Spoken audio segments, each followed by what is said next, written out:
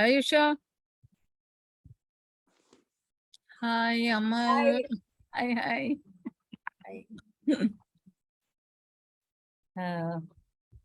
Shireen, unmute yourself.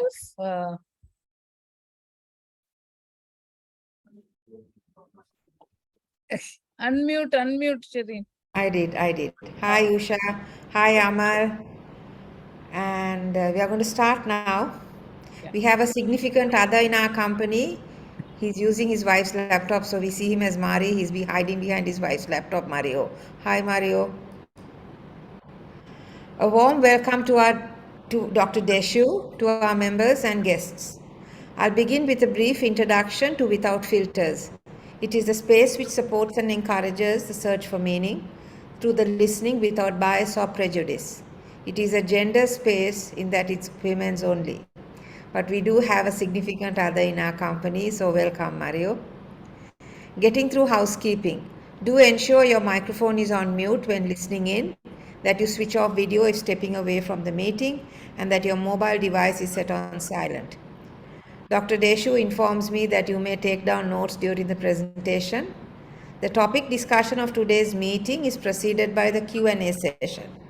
Questions may be asked or posted to the chat to me, Shireen.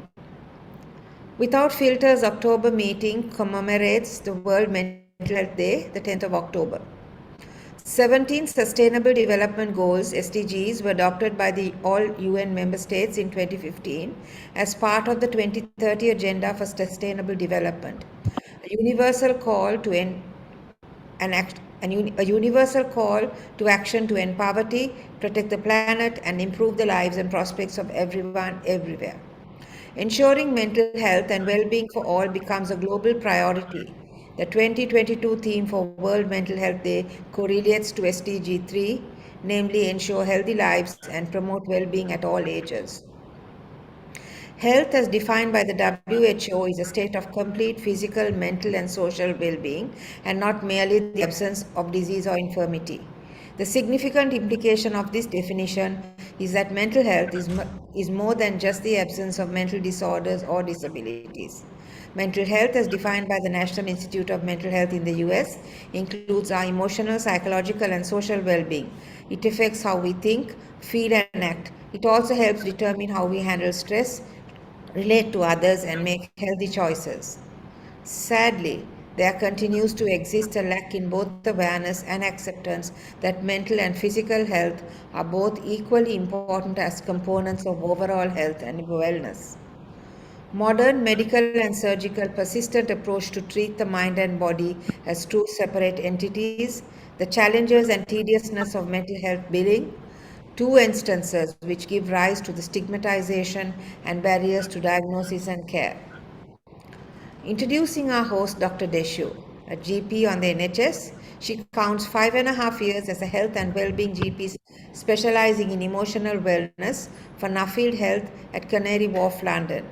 She holds a master's in healthcare management, a diploma in rational emotive behavioral health therapy, and has teacher training in mindfulness-based cognitive therapy. Dr. Deschu has conducted lifestyle-related assessments and workshops for mindfulness transformation for several corporate entities. I'm passionate about the perfection and beauty of the natural world. In particular, I'm drawn to South Africa and its biodiversity. I believe being in nature is healing and is vital not just for emotional well-being but also for our survival, reflects Dr. Deschu, the author of You Are That. Over to you, Deschu, and thank you.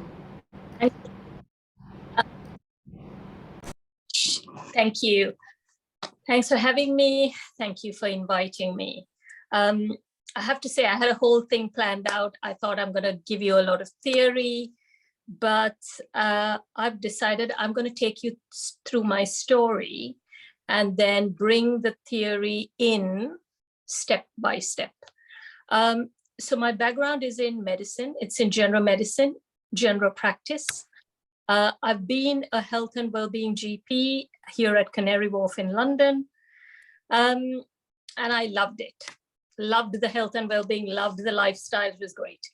Then, but because I specialize in emotional wellness, I was interested in mindfulness, but part of being interested in mindfulness also means that one needs to have a personal practice. So I had this daily practice of getting up in the morning. I would wake up at 4:45. I would do half an hour or 45 minutes of yoga, half an hour of meditation, and that's how I would start my day. And because I'm passionate about the natural world, I had become vegetarian. I don't drink any alcohol because it was affecting my meditation. And this was me. I loved my life. And then, of course, we had the pandemic, 2020. And everyone was running around helter-skelter. Some were saying, oh, it's just a flu. And there was me thinking, you know what, I'm doing all this stuff. I'm meditating, I'm practicing yoga, I'm vegetarian, no alcohol. This is going to be a doddle. 21st, so around the 18th, 19th, I kind of realized I wasn't kind of tasting anything. I couldn't smell anything. But who knows? I mean, this is life. I mean, you know, life is hectic. But of course, I knew 21st March, I got up in the night with, you know, shivering, fever, body ache. I had COVID-19. I still thought, you know what, can't be as bad as everybody says it is. It cannot be as bad. That was on March 21st. On the 31st, 10 days later, I woke up in the morning and I knew I was dying. This was not, I could feel the life energy leaving me. Having been a doctor for so long, I have seen people dying in hospital. And I made the decision I wasn't going to hospital. I wanted to die at home. That was my decision. And a couple of hours later, I was standing at the doorway waiting to leave. And in those moments where I realized, firstly, is that I had never thought about death being personal to me. I'd always thought about death as being something that was there for somebody else. And I, despite all the years of meditation, I hadn't thought of this as something personal. So that was the first thing. The second thing I realized was that I was not going to take anything away with me, not any one of the qualifications that Shireen talked about, not any one of the experiences that my 20 years of medicine encompasses. I was only going to take away with me the person I had become in this journey of life. And for me, that understanding was profound. Well, I didn't die that day, but I changed. I changed dramatically. There were months of suffering through which I couldn't speak properly. I couldn't focus my gaze. I couldn't talk for long periods. And I didn't understand what was happening. I really didn't. As a doctor, I had never come across anything like this before. And this went on and on and on. So because it was March 2020, that was me thinking, oh my God, is this just me? Are there other people suffering like this? I didn't know, because everybody I spoke to was like, oh, you're going to get over this in a couple of weeks. And I was going on and on. Anyway, come October, November, I went back to work. By October, November, I felt that I was pretty much okay. I was okay. I was in an okay place. But within 2 weeks of going back to work, I crashed. It was fatigue, it was this, it was that. There were various symptoms that were just coming out of the woodwork. And I would come home, I would rest for 2 weeks, and I would go back. Then again, I would come back. This was going shuttle service up and down. And then I caught the virus again on December 24th. And this time there was fever. There was a little bit of fever, a little bit of chills, but of course I knew this was COVID-19. I was very familiar with this, but I was fine by next day. They said 10 days off work. I was hunky-dory. I was really good at the end of the 10 days. I went back to work. Within 2 days, I was out. And I knew what I needed to do. I knew I had to stop work. This was pretty obvious.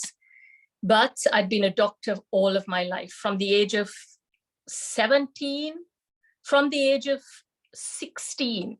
Society tells you this is a template, follow it. because this is the path to happiness. The path to happiness is through qualifications. The path to happiness is through marriage. This is the path, follow it. And I did. That is exactly what I did. But here I was, struggling. Here I was understanding that everything I had worked for, I needed to let go of. And I had this feeling of being at the edge of a cliff and having to jump off because there was nowhere else for me to go. So through all of this, I pulled on every experience, every bit of meditation, every bit of understanding and wisdom. You just spoke about WHO guidelines. You spoke about World's Mental Health Day. Until you're in that place, nobody really gets it. What is mental health? What is it? Is it just a label of depression? Is it just a label of OCD? What is it?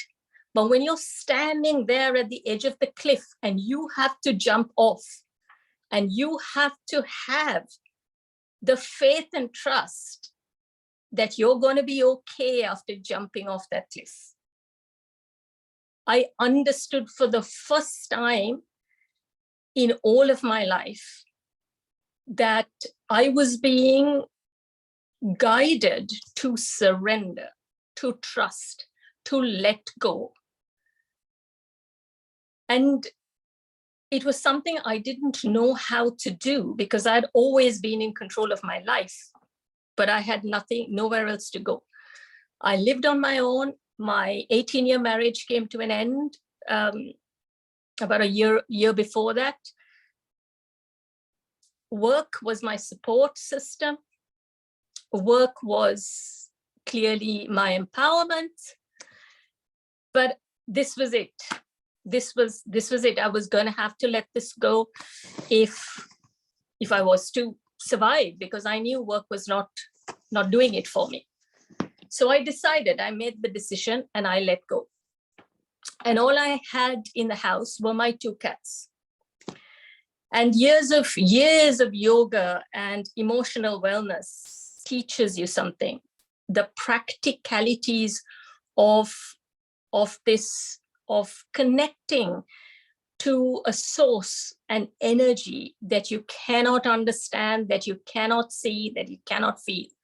Because through yoga, through meditation, you feel something much deeper than the person you are. These are not intellectual understandings. This is wisdom that one inherently knows. And I was privileged to have had this for years. So as I took the next step, and I remember waking up in the morning that day, and when you feel the whole world crashing down and you don't know what to do because you don't have a place to go anymore, because you can't go to work. And then, colleagues stop calling, friends start falling off because they don't want to hear that you're sick all the time. And I remember sitting down to meditate and saying, why am I asking myself, why me? Why am I here? What is it that I'm missing? And I knew through meditation what I was missing. I was missing the fact that I was not trusting this path. I was not trusting the step that was in front of me. So I devised an affirmation to help me to trust. Everything and everyone I need, I already have. Everything I need to be, I already am. And I look around my sitting room and there are the 2 cats. There's nobody else. And I realized these 2 are here and there's nobody else here because I don't need anybody else here. These 2 are here because they are all that I need. And I kept reciting this hour after hour after hour after hour. And well, because of, like I said, because I've had years of yoga, within 2 days, I was like back to being myself. Then I sat down, and inherently something within me, I felt that the path to healing was within me. I just felt it. I was part of all these support groups. I was part of all these doctors groups. There were 1,000 doctors with long COVID, each one worse than the other. Some could not walk, some could not speak, some could not stand. And there I was going into these support groups and hearing about all of this. And I felt like within me, look, there's got to be a way to do it. So I looked at my life, and I'm going to come into the workings of the autonomic nervous system.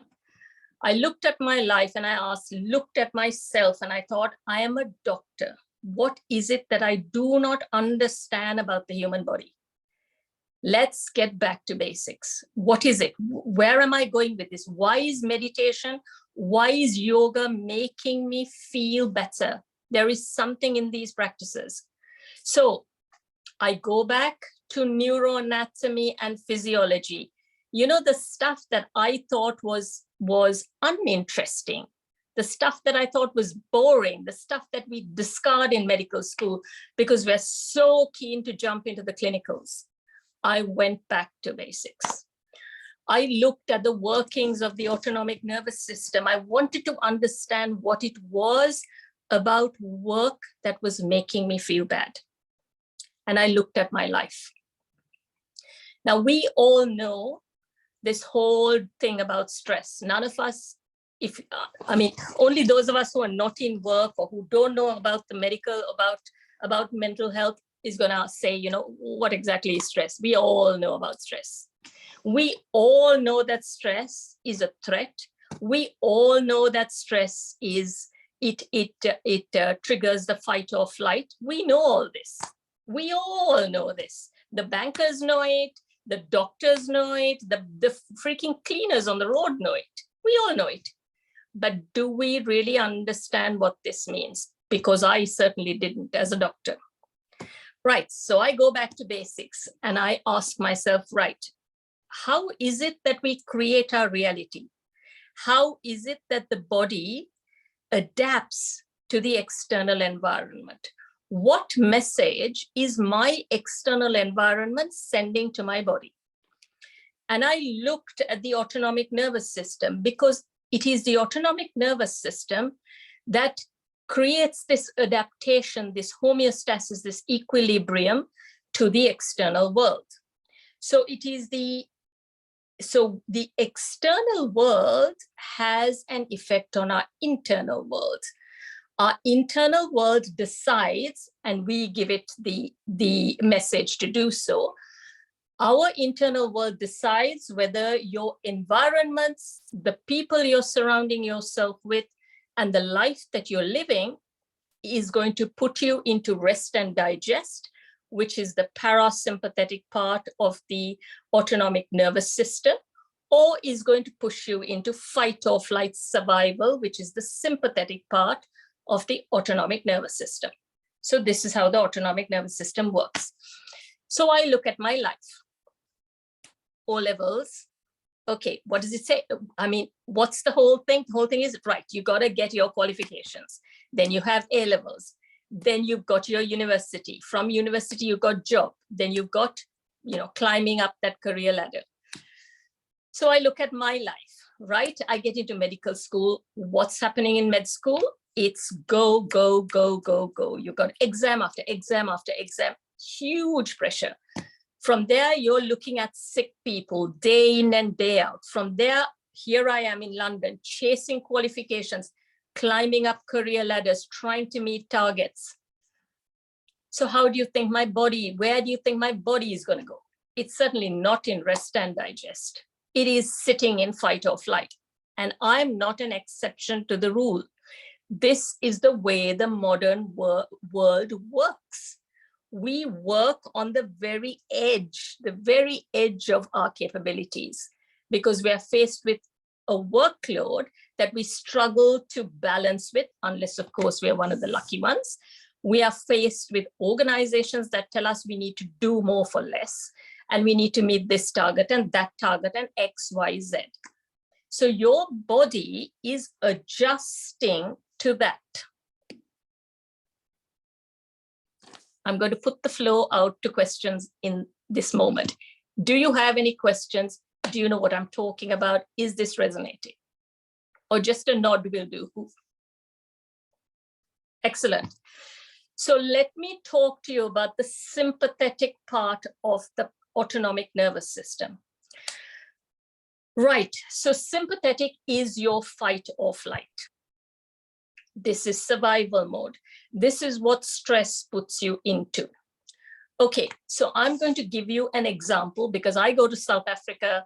I see these animals interacting. So you see the impala and the lion. Okay, so let's have a scenario where we have the impala is there happily kind of grazing, you know, just enjoying itself. The sky is all blue. It's a beautiful sunny day. It's warm. There's a nice soft breeze blowing. All is well in the world. Now, this dude is in rest and digest right now. This is his rest and digest. There he is. Then he kind of, you know, idly looks to the right and he sees a little, you know, he sees a little bit of brown and he's like, oh, I don't know, what's that little thing? You know, it looks a little unusual. And then he looks again and this thing, this brown thing is moving towards him. So the first thing he'll do is he'll scream, then he'll turn and he'll run. And his body is being fired by the sympathetic part of the autonomic nervous system. This is fight or flight. Okay. Now I'm just going to talk to you a little bit about the physiology. So the way this works is when a threat is perceived or something that is, you know, could be a threat, you have two pathways that go through from the brain. One pathway goes to the prefrontal cortex, which is our higher center. This is the center for analysis, for understanding, for flexible decision making, for literally everything, creativity, it's literally a super house here, the prefrontal cortex. So one pathway goes to the prefrontal cortex, the other faster pathway goes down to the limbic system. The limbic system, and I don't like to use this word, but this is termed your primitive brain. As far as I'm concerned, it is anything but primitive. We don't have it, we don't survive. That is it. This is survival. So you have two pathways, faster pathway going down to the limbic system, slower pathway coming down to the prefrontal cortex. Limbic system, it comes down to the amygdala, which is your watchtower. Amygdala sends a message down to another part called the hippocampus saying, I don't know, there's this brown thing moving. It doesn't look good, but what is it? Hippocampus sends a message back and says, that's a lion, run. Now, this amygdala, I mean, I have to say I fell in love with the workings of the human body. I mean, this is the most marvelous creation ever. From the amygdala, the message goes down. I mean, this is going faster than the speed of thought. Can you believe it? It comes down to a center called the hypothalamus. From the hypothalamus, it goes down through the neuroendocrine pathways to every cell of your body. The body is in survival. All non-essential systems shut down. So if this animal has to run, it needs oxygen. So you've got a high respiratory rate. The oxygen has to be pumped into the muscles. You need a raised heart rate, a raised blood pressure, and the blood vessels need to open out to push the blood into the muscles. It needs energy. So you've got the liver breaking down glycogen. Do we need digestion at this point? Nope. Digestion will shut down. Everything else shuts down. So here is the impala running away from the lion. Now, this was me at work, telling myself life is amazing, but running in a default of stress. Then you have COVID-19. It comes along and tells this impala while it's running away from the lion, excuse me, I'm just about to infect you. So I don't care whether you're in survival or not, I'm here. Now, this is exactly what happened with COVID-19. So there was me in fight or flight, having COVID-19, asking myself why I'm not healing. I'm not healing because I'm in survival mode. The body cannot heal in survival mode because my non-essential systems have shut down. I am in survival. This isn't difficult to understand. So, I mean, I thought about this and I thought, oh my God, because my fight or flight has not been for a day, weeks, a year. I have been in fight or flight for decades. This is my state of being. This is my default state of being. So I then went back to yoga and meditation. I wanted to know exactly what they were doing in the human body. How were they affecting me? Yes, yes, if you look into the Vedas, if you look into Patanjali's Yoga Sutras, all the rest of it, they'll talk to you about the concept of prana, about energy, about the movement. Yes, I get all that. But what was it doing to me? What was it doing to the autonomic nervous system was what I wanted to know. And guess what? It was pushing the body into rest and digest. It was putting the body into the parasympathetic mode through the vagus nerve. Now, I have to say, I stood back in absolute awe and amazement at the rishis, at those who wrote these things down, at those who figured it out without having the understanding that allegedly we have. Because everything about yoga, everything about pranayama, the breath work, everything about meditation is to push your body into rest and digest. But think about it logically. If your body is not in rest and digest, how are you going to spiritually connect? You cannot. It literally is logical. Now, I'm going to stop you again because I've just given you so much of information. Any questions?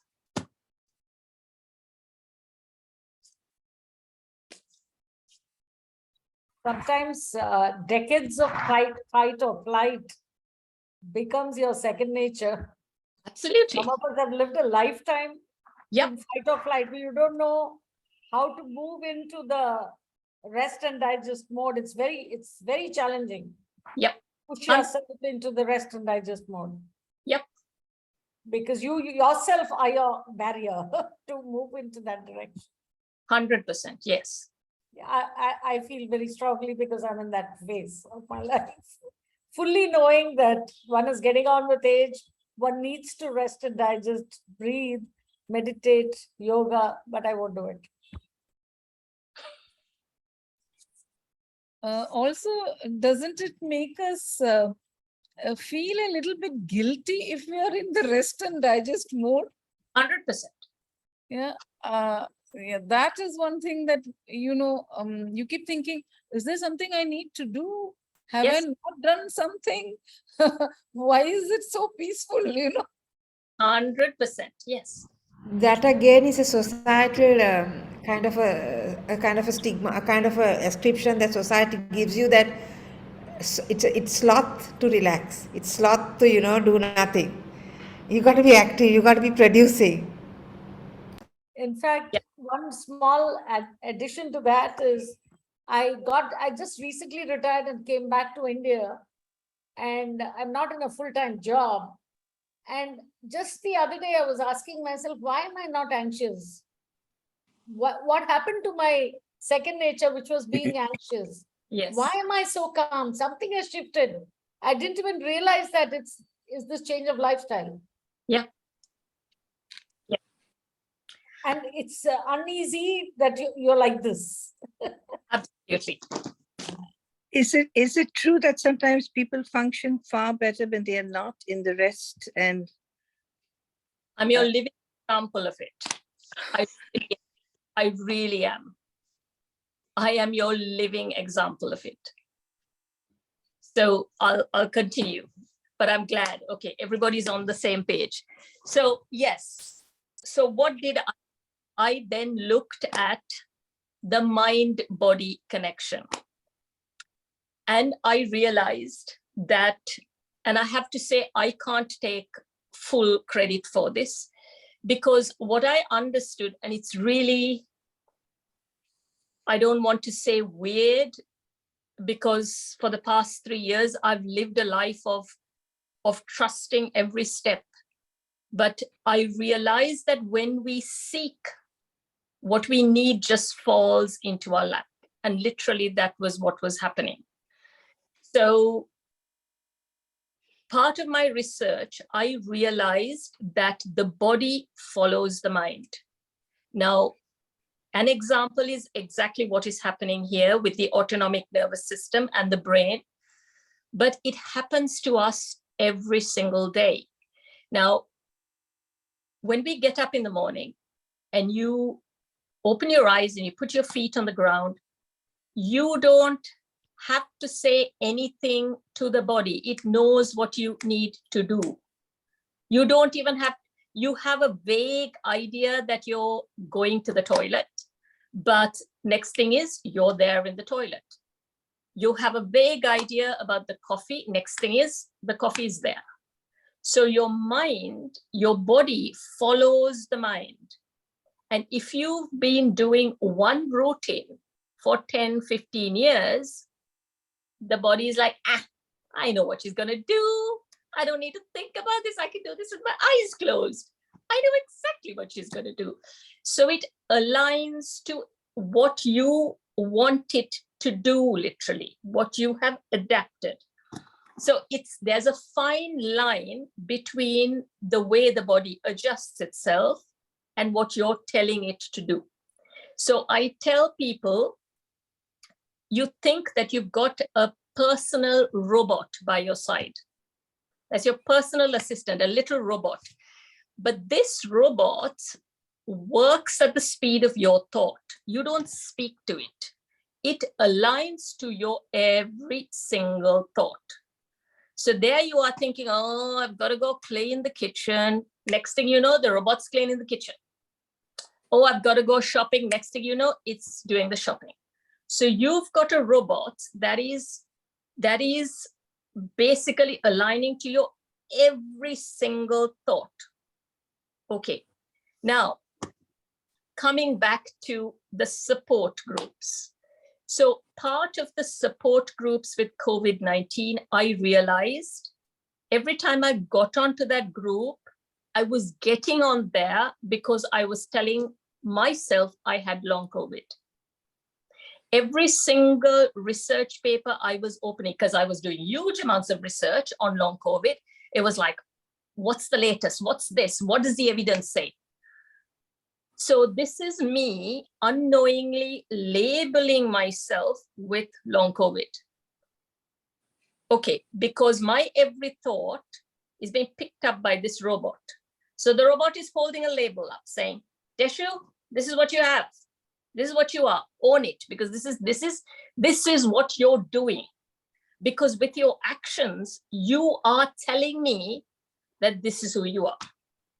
Because I realized every time I got off that support group, I was like, oh, I hate this. You know, when you feel that the world is coming down. So one of the things I chose to do was to change the label. I stopped calling it long COVID. I even stopped using the word COVID-19. I started calling it the change. I came off the support groups. I stopped researching and I told myself, I'm fine. I'm healed. I am perfect. I might not, and that was true because I might not be the person I was back in 2020, but which one of us is? Because every single one of us is changing. I mean, we're not the people we were this morning. So I told myself, I'm fine. I am not accepting this label. Don't call me, send me emails telling me to join X group, that group, this group, scold the government. I'm not doing it. Because as far as I'm concerned, This is me, I am fine. That was the first thing. Second thing I understood was that our routines sits with an identity. So Deschu, the doctor, had a particular routine that she identified with. So I would get up in the morning, I would go upstairs, have my shower, have my toilet, come back, yoga, meditation, then I would be out the house by 7 in the morning. Same commute, same clinic, same people, same job, and I would be back home at 7. This was Dr. Deschu's routine. But this routine clearly wasn't serving me because I was feeling worse. I understood that. So what I decided to do was to change the routine and embrace rest and digest as my default. Because irrespective of me practicing yoga for 45 minutes and meditating for another hour, and for the other 23 hours sitting in stress, your default is still stress. Does this make sense? So I realized if I was to heal, my default needed to be in rest and digest. So how was I going to do this? Considering I wasn't working, I drew up a plan. I changed the way I was eating to start with. I changed my entire routine. So 3 hours of meditation, 3 hours of mantra, an hour, sometimes an hour and a half of yoga. My entire day was this. I came off any kind of aggressive social media, I came off. Anything toxic, I stopped. I stopped watching television programs that were violent. I focused only on all these, soppy love stories and the comedies. Everything else was cut out. I stopped talking to people who were going to piss me off, basically. Anybody who was going to trigger that fight or flight was out. As far as I was concerned, I was blessed to have just me and the cats because their energy was good. There was just me. I would go for my walk. I would try not to talk to too many people, come back, meditation, garden, walking on the grass, looking at the sky. This was me. I did that for 4 months. At the end of 4 months, I knew I'd changed. I mean, it was like another Deschu just stepped out. Come May, I told myself, I don't want to go back to medicine. That is no longer who I am. Because the person I am now, I can tell you, I would get up in the morning and think, thank you for my life. And thank you for the person I am today, because I had never felt more fulfilled or loved than I have now. And I can't tell you how many qualifications, how many jobs, how many other things I ran behind looking for this feeling, this experience, which I could not find. So, and as Sherry mentioned, somewhere down the line, I was guided to write. And I have never written a decent essay in my life. I mean, I was like, write what, basically? I can't write to save my soul. But I decided, okay, because I had this nagging thing saying, write. So I started writing. I wrote about my experiences. And through the experiences, I pulled out the painful experiences in my life, the experiences that were viewed as challenges, as obstacles. I pulled them out and I looked at them with new eyes, because my experience through COVID-19 has taught me that these challenges, these seeming obstacles, are there for us to elevate to a higher version of ourselves if we choose to do that.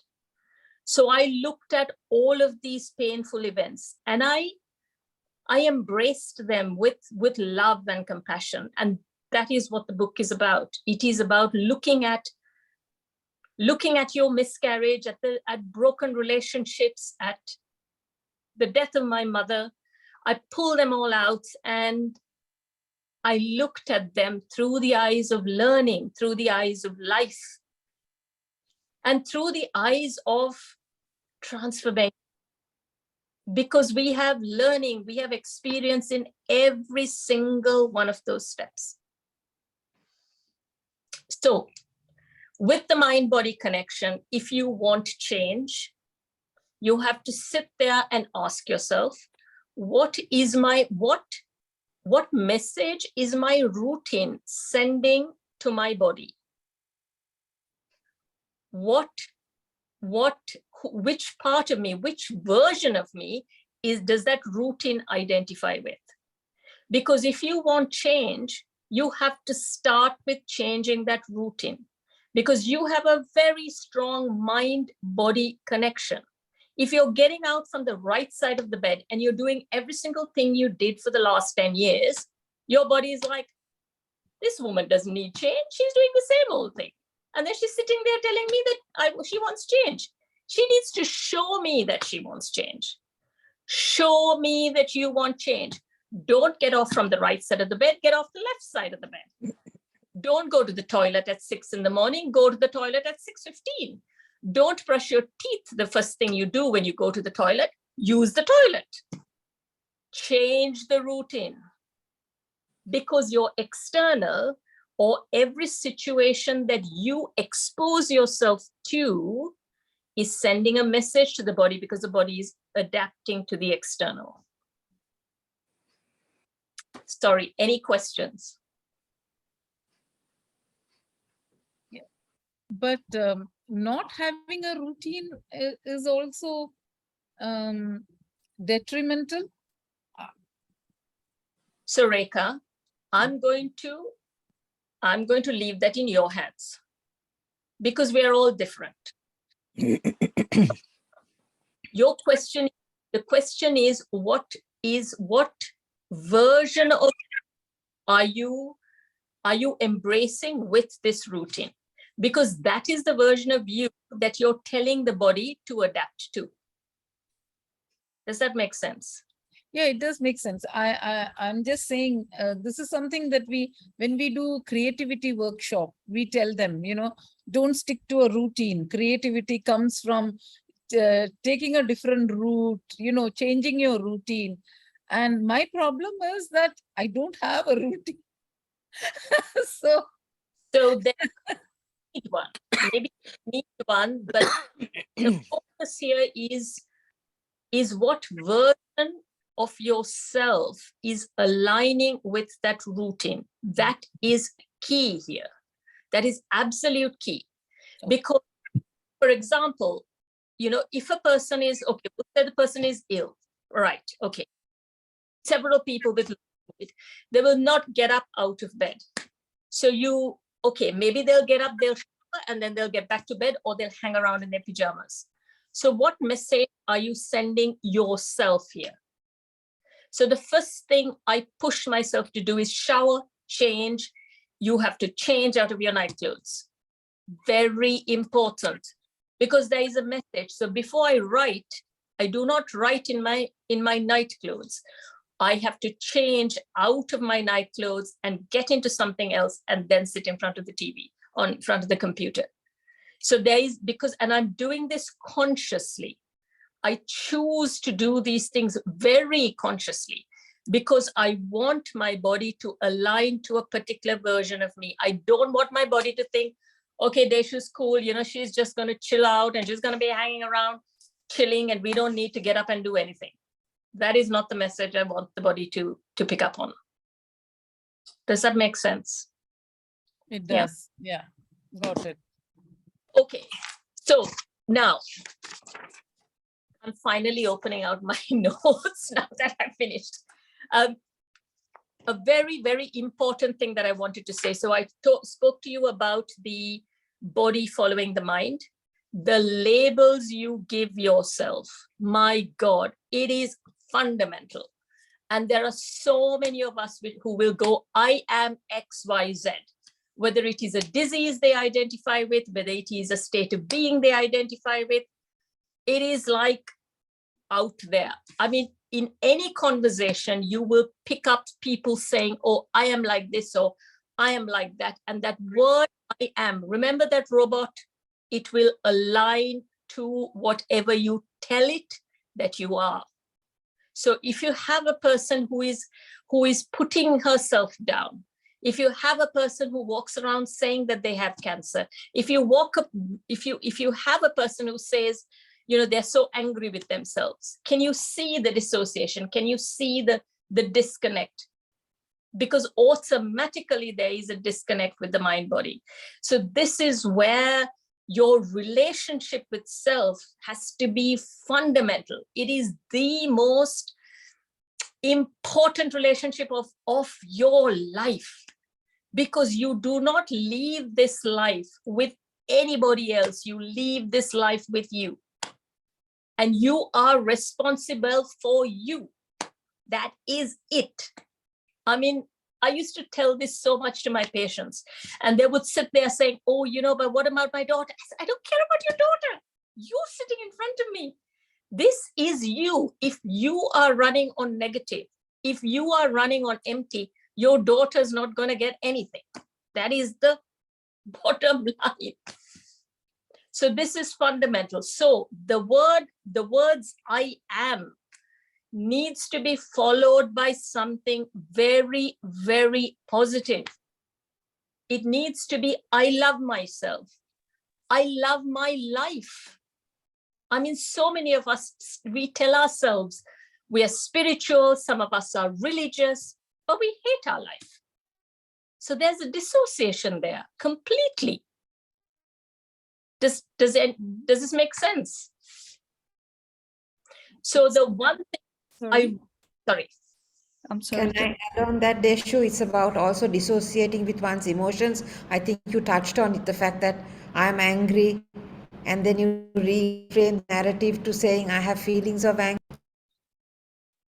Yeah, absolutely. Yes. Sorry about, yes. Yeah, and I think it's part of our programming that we it's like it's part of us to identify ourselves with something that we need to relate and say that we are this and we are that, or I have this and I have that. It became like part of our identity. That's how, I mean, we communicate. That's how we socialize even. So, but what I'm saying is everything, every single thing about our life, everything we tell ourselves, every thought, every emotion, every behavior, every choice we make, every person we interact with, every circumstance we choose to put ourselves in, everything shapes you into the person that you. Everything is significant. Every single thing is significant. And I didn't know this until 2020. So for me, COVID-19 has been a gift above all gifts. It has elevated me from the person I was to the person I am today. And it has been suffering beyond anything I've ever known before. And I have had a lot of suffering in my life. This was like out there.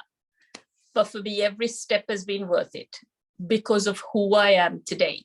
Because I know even if I die tomorrow, I die a wiser version of the person that first came in. And that is fundamental. Any questions?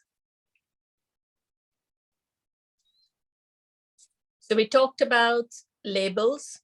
We talked about these proclamations we make with the I am.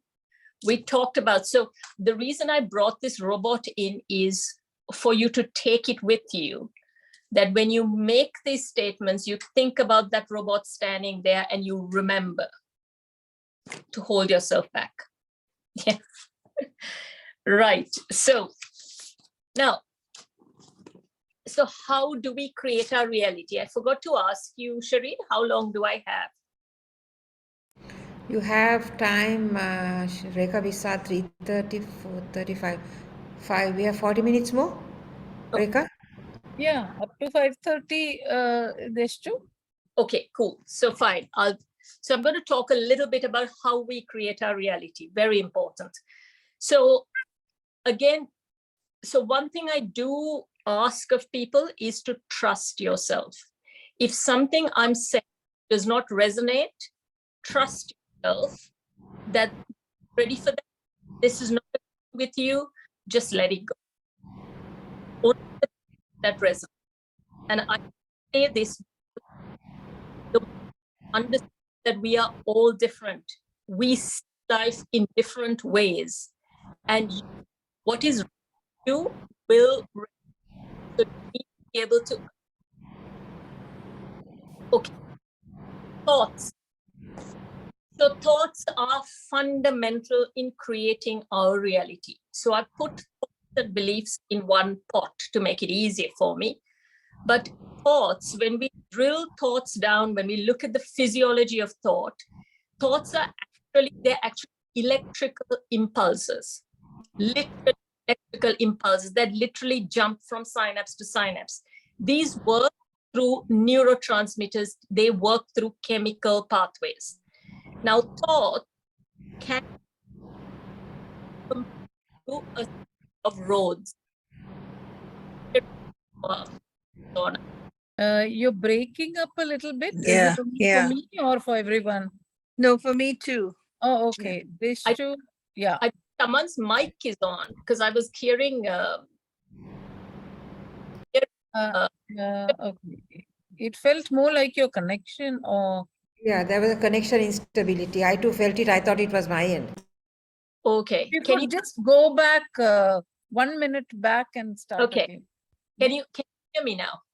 Yes. Okay, so if you you heard about the thoughts being, so thoughts are basically they're electricity. They jump from synapse to synapse.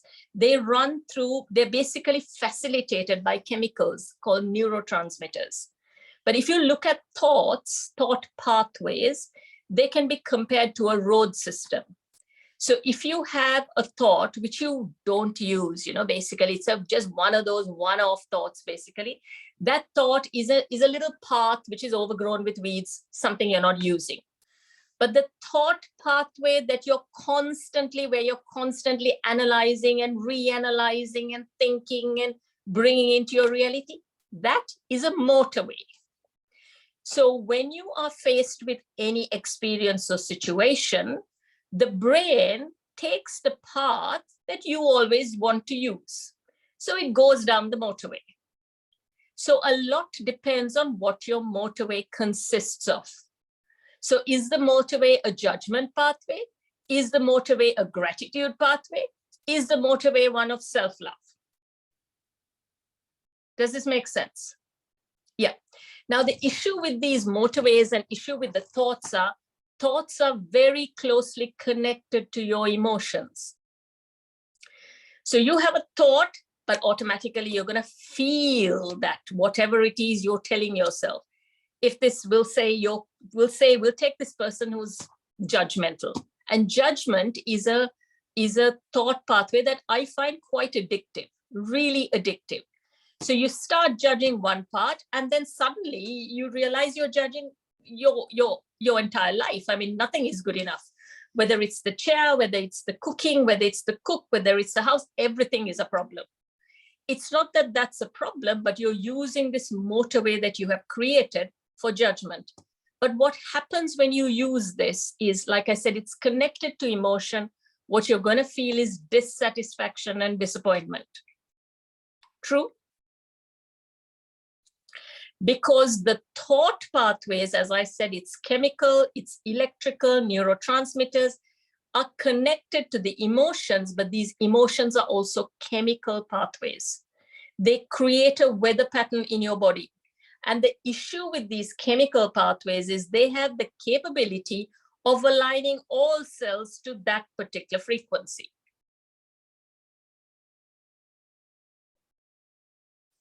Got it? Any questions? Okay.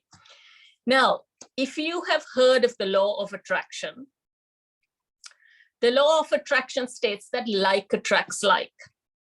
So there's the person who is angry all the time, constantly angry. So he's clearly having chemicals. He's having those chemicals. His body has aligned to that frequency. Now, this dude, you will find most often is going to start seeing reasons to be angry all around him. True? We've all been here. We've all been here. It is the same thing with judgment. It is the same thing with gratitude. It is the same thing with whatever it is that we choose to focus on. Now, the issue with this motorway is you can't just shut it down. Doesn't work like that. What you have to do is you've got to bring a parallel motorway. You've got to create another motorway which runs parallel to this one. And this is the essence for your cognitive behavioral therapy. And this is literally the essence of that. Now, as far as I was concerned, I do have a diploma in REBT, but those statements don't resonate with me. The statements that did resonate, that were making a huge difference, were the ones of gratitude. I would open the door and I would see the little robin, and I would hear the little robin sing. And for me, this was huge because I did not have the time to see this bird in 20 years of work. I never had the time to listen to this little creature sing. I mean, yes, I would go off to Africa to see the lion because I didn't have time to hear the robin. So for me, there was gratitude for everything.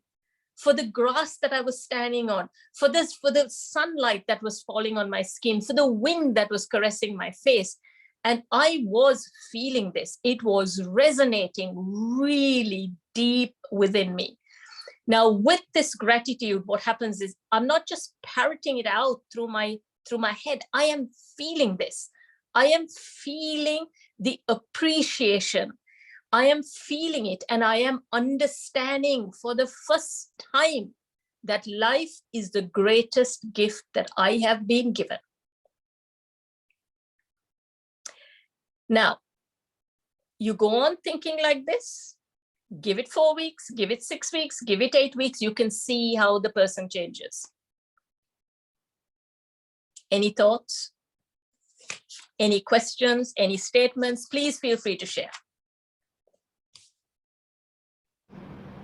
I am totally in agreement with what you talked of on the law of attraction and what you were just talking on. You touched briefly on gut, and I feel that's something that's been deeply impaired as a result of the loss of authenticity in our lives. And so if once you deal with the other questions, Deschu, if you can please elaborate a little on the gut instinct, please. Thank you.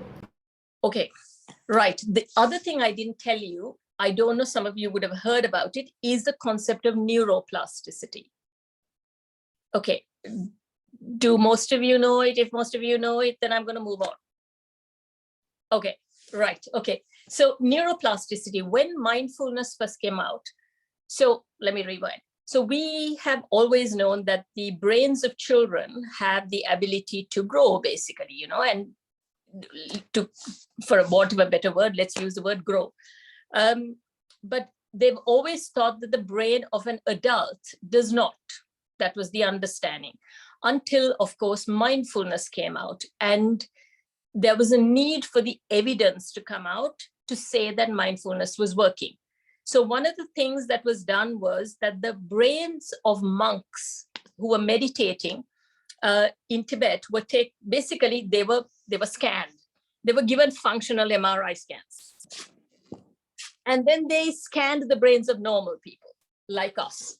And they found that there was a change in the functioning of the brain. They found that these areas of awareness, the higher functioning areas, were very well developed in the brain of a monk, and clearly not so well developed in the rest of us. Now, they then took this 8-week mindfulness practice and they picked up people. This was done at Harvard by a lady called Sarah Lazar. So what they did was they scanned the people and then they put them through the 8-week course, and then they scanned them again. And they found that the brain areas were changing. They found that so the main thing with meditation is the amygdala, the area of the watchtower that we talked about.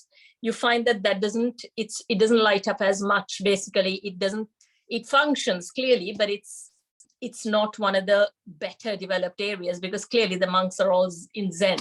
So they found that even after 8 weeks of meditation practice, that the brain could change in such a way that our awareness was increasing, the lability of our emotional centers were reducing. So this is termed neuroplasticity. So we now know that the way we think has the ability to change the shape and the workings of the brain. I mean, how marvelous is this? I mean, I have no words, because I find this is just absolutely marvelous.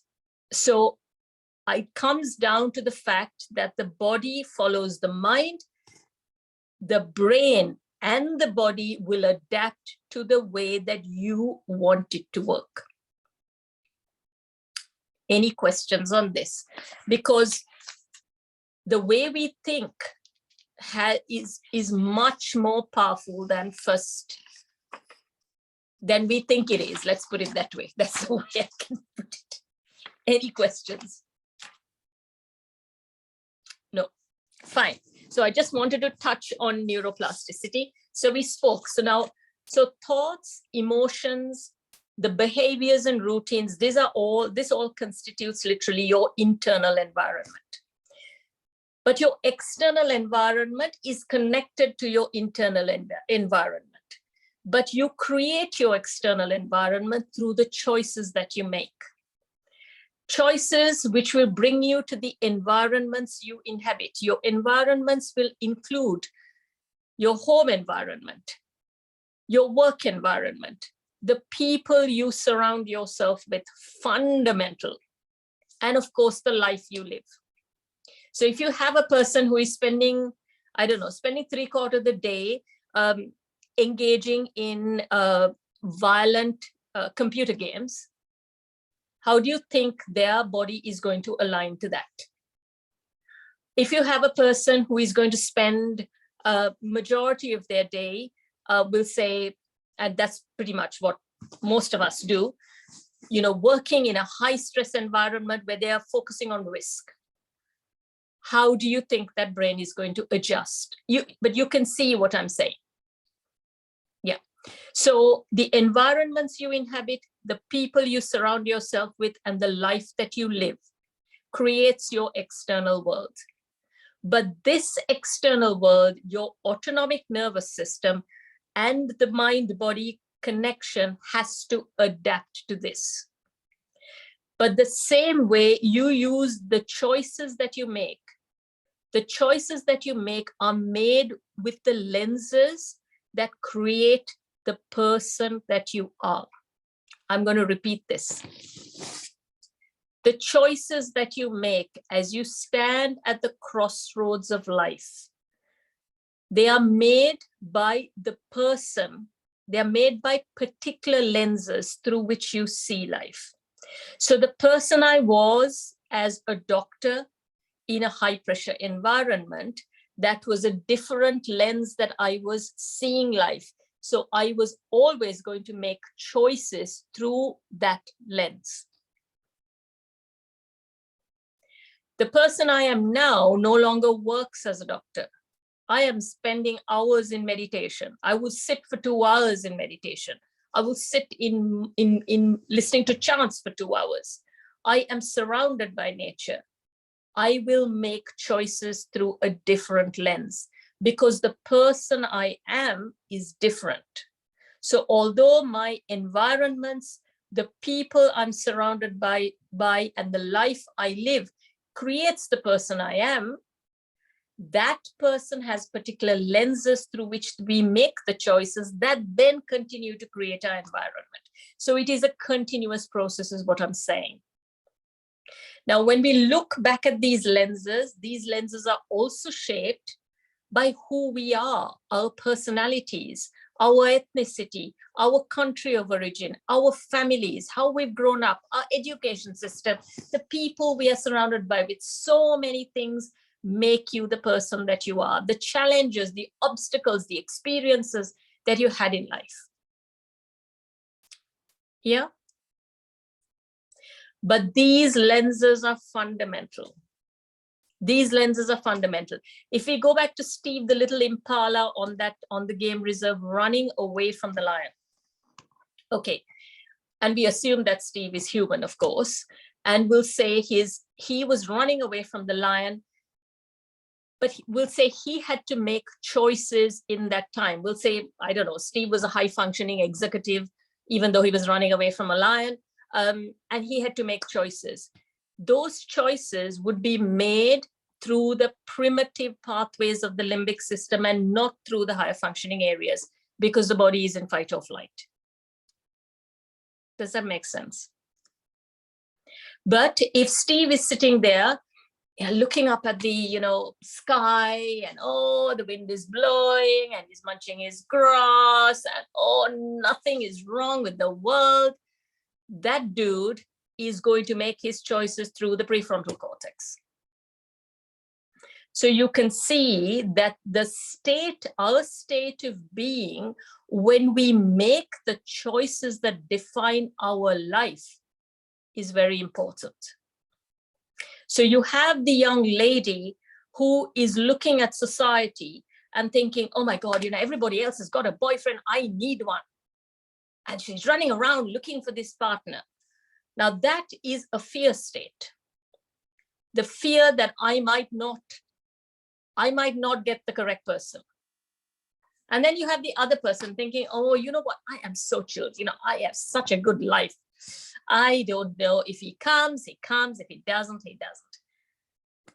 Can you see the difference in emotion? And we come back to that like attracts like. Any questions?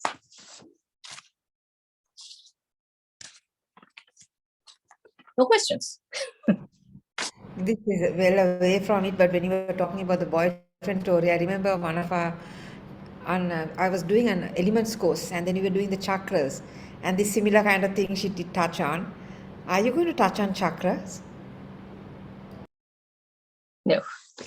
Okay, so I just want to give you stuff to take away with you. So when excuse me, yeah. Can I say something? So Sure. The main thing that we have to watch ourselves, how we are speaking to ourselves, right? So Razan, Yeah. the thing is firstly, the main thing is to know the person you are. Mm-hmm. And everything matters. The way you think, what is your default thought pathway? What is the default emotion that you're holding? Is it love? Is it fear? Is it doubt? Is it hope? What is your default emotion? Then, yes. So the way you talk to yourself comes with the thoughts. It also comes with relationships, which I will touch on a little bit later. But it's not one thing. All of your life impacts the person you are. So it is internally, it is your thoughts, it is your emotions, it is your behaviors and routines. Externally, what energy does your environment hold? Every time you step into work, what does your heart tell you? Is it a feeling of fear that clutches at you to say, oh my God, I'm back at work, which is a lot of what I used to have and I used to ignore? Or is it a feeling of, oh, I feel so amazing to be here? You know this, but we don't listen to it. This is your gut instinct. This is your body speaking to you. If you meet this person who, I don't know, maybe a friend, maybe a relative, but you're meeting this person constantly. Every time you meet the person, your body is telling you, oh my God, it's her again. And you have this feeling. We've all been there. But you disregard that and you put yourself in this situation over and over. And this person is putting you down. telling you how ugly your hair is, that you, I don't know, your lipstick is too red or your makeup is not good, but you continue to listen. So not only are you exposing yourself to the person, you're also sending that person a message to say, it's okay to treat me like this. Does this make sense? And then we have the life we live. There was me, I would come back home at 7 o'clock in the night after a really, really busy day at work.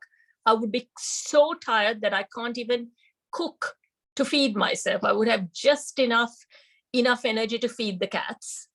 I would order takeaway, sit in front of the TV and watch a crime program and tell myself I'm relaxing. Now, watching this crime program, my brain doesn't know she's watching a TV program. My brain's literally inside that crime program. So I've gone from this fight or flight at work, I've now pushed it up a notch.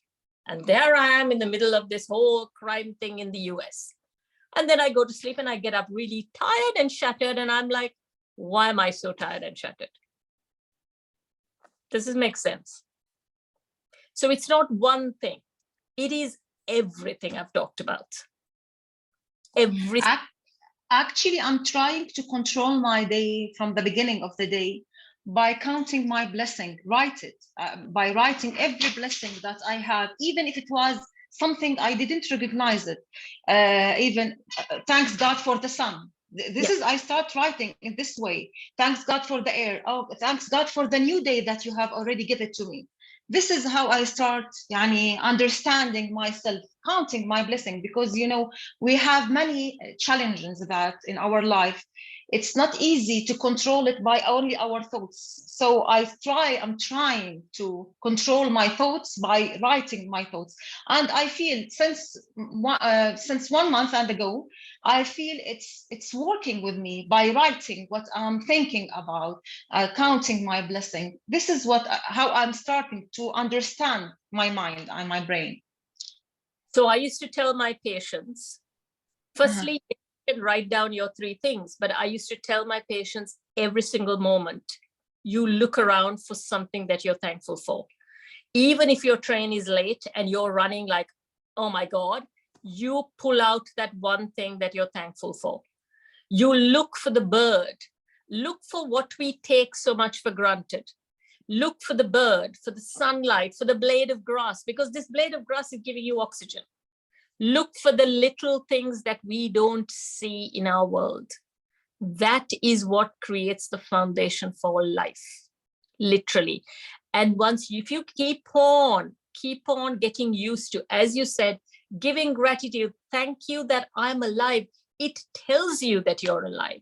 Because right now we are living life through work.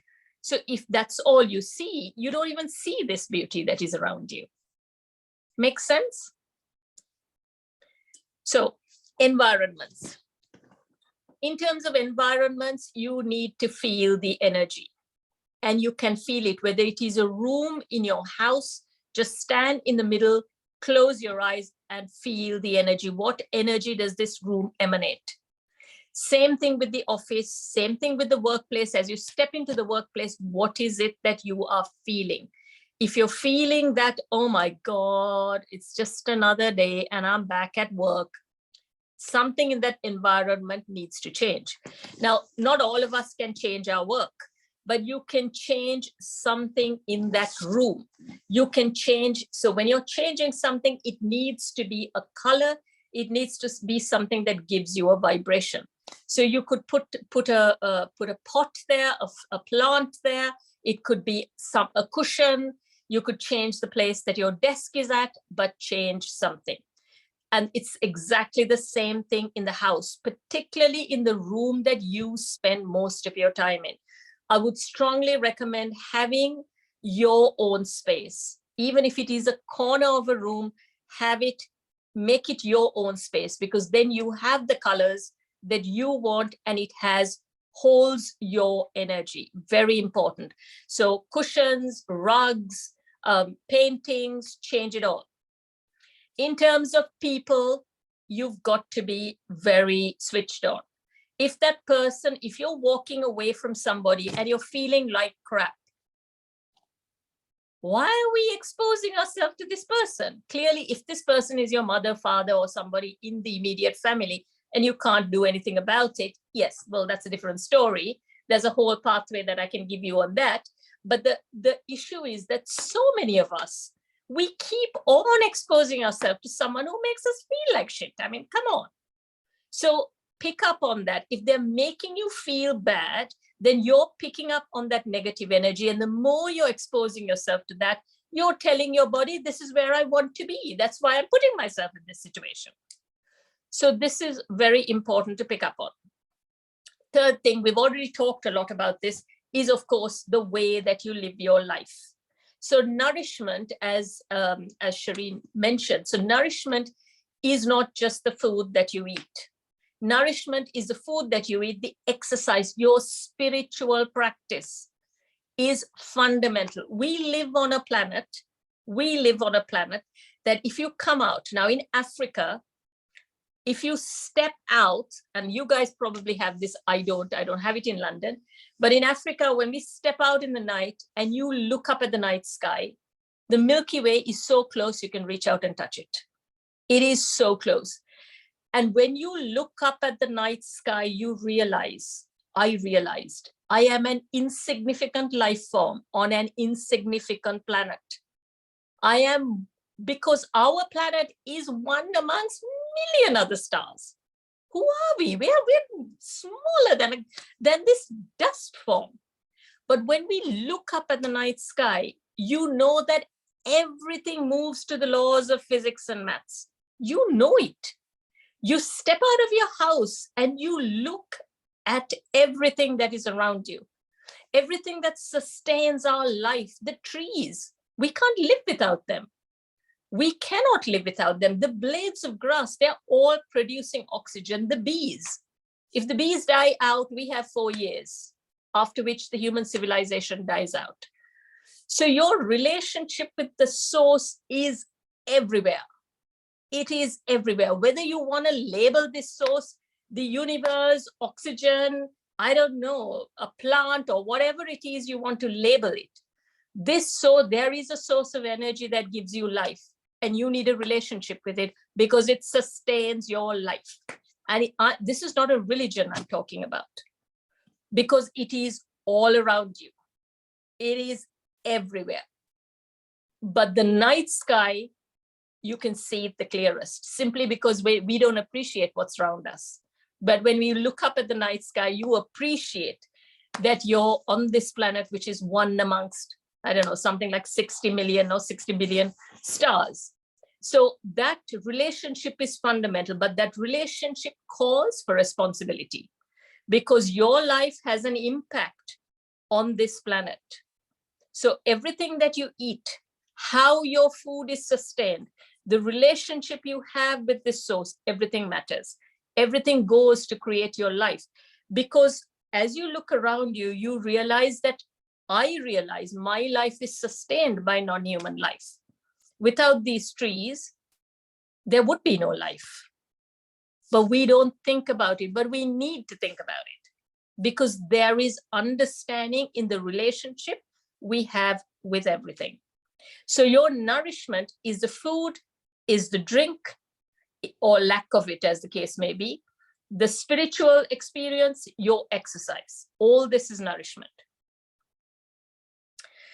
Then, of course, you have your career, you have your job, you have the source of money, you have the colleagues you're surrounded by.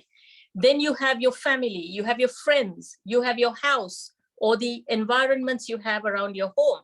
And then we have this big thing of leisure, and that is fundamental. Fundamental because of social media. Everything for us now is here at the click of a finger. So you've got to be aware, how many times are you looking at the news? Because news has got nothing good to tell you. Every time you look at the news, you're going to feel like rubbish. Which posts are you looking at? What impact does that social media post have on you? Are you looking at something beautiful? Or are you looking at something like, I've stopped looking at all these women with plastic surgery, hanging around, because they annoy me, and then I don't feel good about it. So they're all deleted. Anything that annoys me gets they're out of my boundaries, because I am I am very conscious about what I feed into my body. The one thing I forgot to add there is pets. So pets are huge because they give you unconditional love. So you've got this, walking bundle of unconditional love there. Just you can just pick it up and take it. I can't even tell you. It's been invaluable for me, absolutely invaluable. Now, any questions here?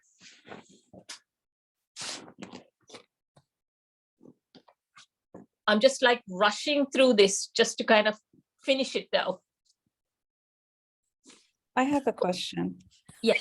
When you spoke about your 4-month journey, how did you keep the consistency? I mean, what helped you? What were you telling yourself to continue being in the practice of meditation and yoga? And how did you keep that consistency? Because I know sometimes we're like motivated, but there are times that we feel low and we don't have the power or the energy to just continue. I think, yes, actually, thank you for bringing that up, because that brought me to another question. I should have brought me to something else that I should have mentioned as well. Consistency was, I was at the end of the road. I was hanging off that cliff. I had jumped off the cliff. And I knew that I trusted, I had faith that this was what I needed. So I had cut everything else out. I was determined to get better, and I knew this was the way to do it. So if I had to meditate every single hour for 12 hours, I would have done it. If somebody told me I had to go across and pick every yellow wildflower and make a soup and have it, it would make me feel better, I would have done it. Because that is the desperation that somebody who has no hope reaches. So I knew I was feeling better, because every time I meditated, every time I practiced yoga, I felt better. So I knew it, and I knew with every fiber of my being, I would not have been brought to this place if I could not have come out of it. I felt it within me. So I was going to do everything I needed to do to make this better. The one thing I forgot to add was I had been a person who has been in a continuous state of doing. Doing was what I was exceptionally good at. So what I did as I left work was again enlist onto X number of courses. And in between meditating, there I was doing courses, course after course after course. I would have spent £10,000 on courses, easy. And come sort of August, I forgot to say what this manuscript that I was writing was accepted for publication. So it will be published this year. So I sent that off. And then I thought, okay, let's do another course. I need to start a podcast. I need to do this. I need to tell people. I need to tell people about this message. And every time I sat down to meditate, I would be thinking, oh my God, you know what? I can't do 3 hours a day. This is a waste of my time. This is just not working out for me. And then I was meditating, and I had this insight to say, you need to be in meditation because your greatest learning comes through this, not in the state of running around. And I thought, was that my voice? Was that something else? Could this be is this some bizarre thing that's coming into my head? I thought, this can't be true. But I thought, okay, because I've been trying it my way and it's not quite been working out. It's literally like I'm trying to open 10 different doors at the same time and not knowing which path to go down. I thought, okay, let me give this a shot then. So I calmed myself down. I told myself, look, I've been told this meditation, this state of being is what's going to guide me. I need to trust that. So I came back to meditation. And I was told to start writing again. I could feel it. So I picked this thing up. I picked the computer up. I started writing. And I remember starting to write in October, thinking, I have zero idea what I'm writing. I'm just writing. And by December, I had written. And I thought, okay, there's something to this. So for me now, I have learned that my highest state of being comes through meditation. It is what guides me to be the best version of me. The state of doing that I used to rely heavily on is in the past now. That is no longer who I am. That is no longer what I am. So everything I do now is guided by meditation, including this talk. This is the first talk I'm doing without having slides. This is the first talk I'm doing trusting every single step. This is the first time. And for me, this is a big moment, because initially I spoke to Shireen, I said something about slides, and then I thought, I need to trust. I need to trust this journey. And I had all these little points written down. I thought, okay, I will look at the points and then do this. But as I sat here, as I logged on, and Shireen was on and Rekha was on, I could feel myself being guided to talk to you about my journey and bring the learning in with the journey. So I can honestly tell you, the reason I say this is because when you meditate, you go beyond your thinking mind.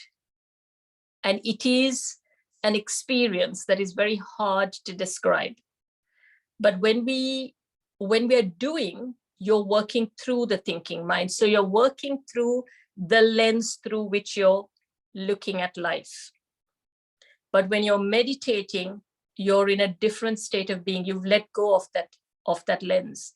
You are just who you are. So you're able to stay in the moment. You're able to train yourself to be aware, to concentrate, to be in this moment. And it is not as easy as it sounds. It takes months of practice to come to this moment. But thank you for the question. Any other questions? Did you have a Deschu, guide? Yes. Go ahead, Usha. Go ahead, Usha. No, I just wanted to know if you had a guide. Yes.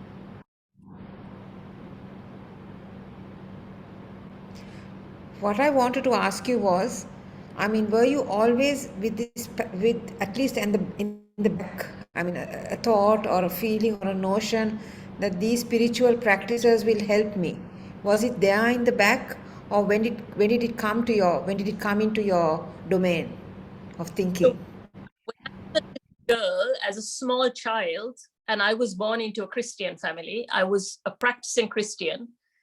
As a small child, I remember I used to pick up this little candle and start looking at the candle because I felt I needed to meditate, but I didn't know how. And then I would get into all these little odd yoga poses, and I would want to do yoga, but I didn't know how to do it. And I forgot all about it. But in 2012, I had sciatica. And then I got into yoga because of back pain. And then after getting into yoga, oh my God, mindfulness extension of this. And that was it. Once I think someone's mic is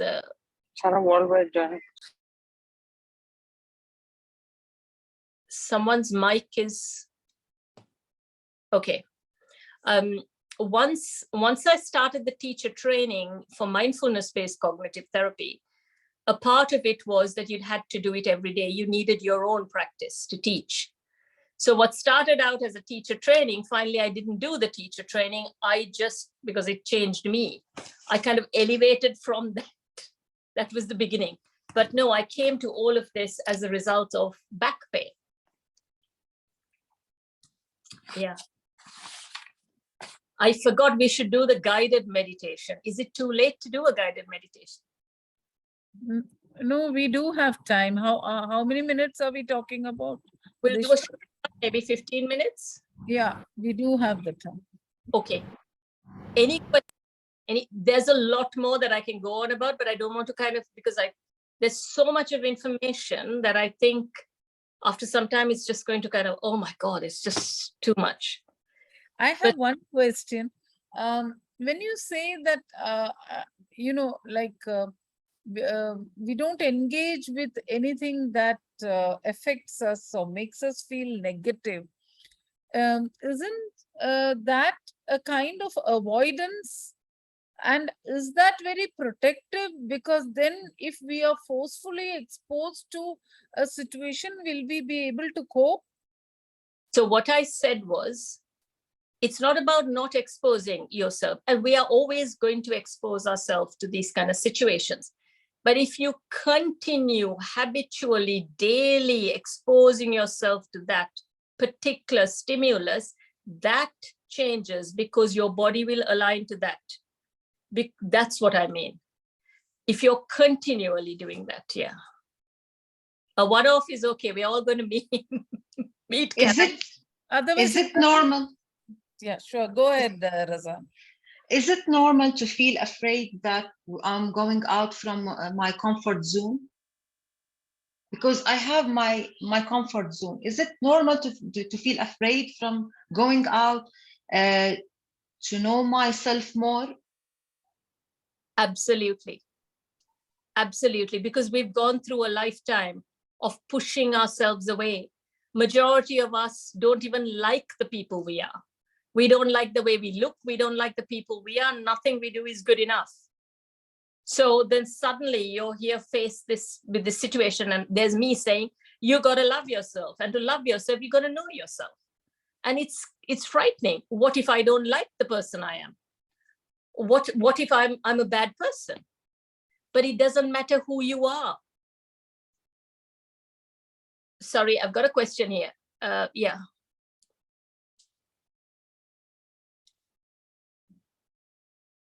So Gimme, you have mentioned starting yoga due to back pain. How do you know when to stop and avoid further injury? That is in a class, Gimme. You'd have to be working with a very good yoga teacher who will guide you. You said 2 questions. Mention starting yoga, how do you know when to stop and avoid further? Yeah, this would be with a very good yoga teacher. They will guide you. Any other questions? I didn't have a question, but I've been listening to your conversation. I'm Neelu from Bangalore, but I just, you keep talking about your cats with you. What did your cats have to say through this whole journey? Did you feel that they were with you all through? So Nilu, I stopped work in January, I think on the 15th. And I noticed that one of my cats was losing weight. So I took her to the vet and I was told she's terminal. And I nursed her in the 4 weeks. And it was a profound experience because I was with her 24/7. And, I mentioned that I've been, I was a practicing Christian, but I started listening to mantras in November. And as she was passing, she was struggling. And I didn't know how to stop her struggling. I just didn't know, basically, because I knew her soul was trying to go, but it was like she didn't want to. And the mantra I was listening to, I don't know whether you guys know it, it's Om Namo Bhagavate Vasudevaya. Yeah. And I played that mantra. I actually didn't know she was passing. She was struggling. And she stopped struggling within 2 minutes. And she died to the sounds of that mantra. And as I opened the doors, and I was like standing and I was kind of trying to breathe, and I was thinking, who has the merit to pass to the sounds of that mantra? for me, that was huge. It was like a huge moment that told me that I was not alone, that I would be looked after, that no matter what, everything was going to be okay. So her death was the biggest thing for me. It was huge suffering, which I won't get into. Yeah, no, so I will be, Shireen, this is very close to my heart, and I think she took on your health, which we will share. I mean, I really don't want to say much because this is another topic which I'm so glad I've come in, because this is so connected Please to do, what Nilu. I You work. should you should Because tell her. Shireen has invited me. I'm an animal communicator, Deschu, and I'm a professional one for the last 5 years. So listening to your story, I have a different story to tell you. So we will connect someday, but this has set me on a base to really take you into animal communication. And I think it's a soul which is going to be there with you. And I stayed on in this conversation because I couldn't believe that how universally you were talking about your cat and how related it is to my next topic, which will answer all your questions. So if you're there, it'll be a pleasure. But I can't even believe that what I'm hearing from you, because it was your cat who took your ill health and made you live, and she lost her life. But she's guiding you. I want to just tell you that. That's why I've come in to tell you that when people are asking you as your guide or your guru, she is guiding you today, and that soul helped you to move out from this. And that was completely somebody who is there. So I know I wish I could hug you for it, but I can't tell you that this is the crux of my session in the next month, which I've been invited by Shireen. And I just stepped in for 15 minutes to just have a feel of the format, but I couldn't get out of this session. So a big hug to you. You have a lot more, and I think you did when you're talking about your gut feel. It's just telepathy, and I think you thought it is you, but actually it were your cats, and I'm sure you know it. But phenomenally, you're really blessed. You're really blessed because they've taken you to a journey like my cats have taken me to my journey. So yes, this amazing. Sorry. No, this is truly a beautiful session. The way you started your journey sharing, I could connect in so many places. I'm sure all of us here have we are all very strong women, and the more transparent you are, because every problem, I believe, through my animal communication has a solution, and animals teach you that. So while you were talking about this, and I said, which session am I sitting in? Am I sitting in a mental health session, or am I sitting into something where it is just amazing? So I'm so happy to have met you, and we will connect maybe after the next session. And I will, it's so beautiful that I can take you as a case if I may be allowed to pick it on to, Absolutely. And if you're there, it'll be wonderful. 100% you can take me as a case. Yes. Thank you. Thank you so much, Shireen and the team. Thank you. So are we okay? Gimhani had a question. Let me have a look. Second one is on meditation. Do you believe that there is something within us that is stopping us from focusing on meditation? How do we overcome this? I think this is a very good question. So meditation, I think a lot of us think meditation is about emptying the mind. It is not. It starts with discipline, just learning to sit in one place at a particular time, at a particular place. So I have a specific chair, a specific time, a specific routine that brings me to the chair.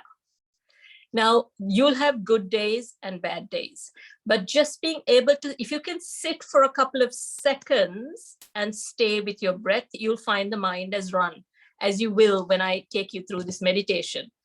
It is only the act of bringing that mind over and bringing the awareness over and over back to the breath that creates the practice. And I will stress this again and again and again. It's not about emptying your mind. It's about staying with the breath. And when you realize the mind is drifted, bring your mind back to the breath.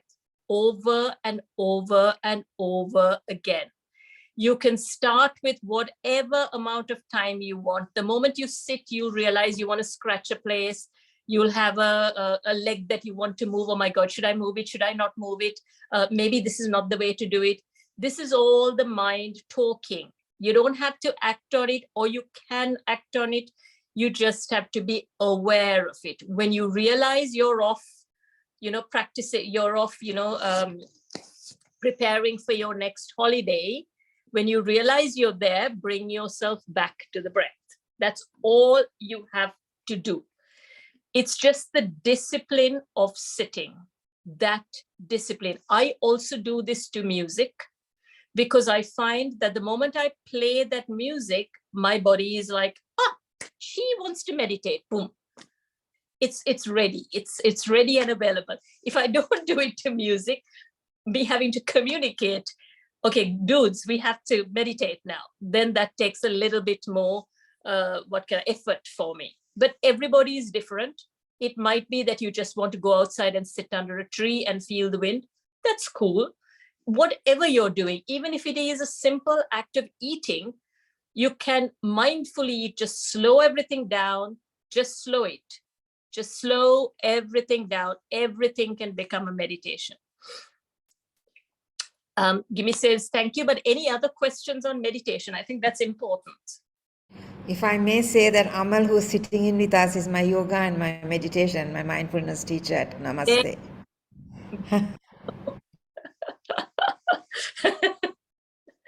Excellent. So I thought I'd do a visualization. So it's not a mindfulness. It's a little bit, it'll take you through a little bit of the mindfulness, but it's a visualization. Have you guys been through a visualization before? Nobody's saying anything. Yes, through Yoga Nidra, yes. Okay. Oh, woo. Sorry, my computer has this habit of, sorry, I'm just trying to log on.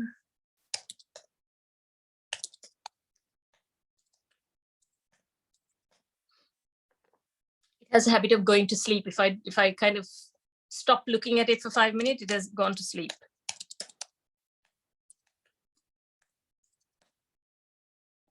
Okay. So I'm going to do this to music, and I'm hoping that you guys will be able to hear the music. Now, you might find that some people, if you've got a history of trauma, I always say, just be kind to yourself. You might want to leave your eyes open. You might want to fix your attention on where your feet make contact with the floor rather than focusing on the breath. If at any point you feel uncomfortable, just open your eyes and keep the attention on where the soles of your feet make contact with the floor. What else do I want to tell? Yes, so part of the visualization, I'll take you through the breath, but stay with wherever it feels comfortable, whether you want to focus on the breath as it moves through the nostrils, the back of the throat, the ribs, or the abdomen, wherever it feels comfortable. And you can be seated, or you can be, I generally sit on a chair. Thank you, Nilu, thank you. I generally sit on a chair simply because my back feels better if I sit on a chair. If I because I sit sometimes for 2 hours, and my back would be very unhappy if I did that. Anything else I need to say? I don't think so. I'm just waiting for my computer to boot up.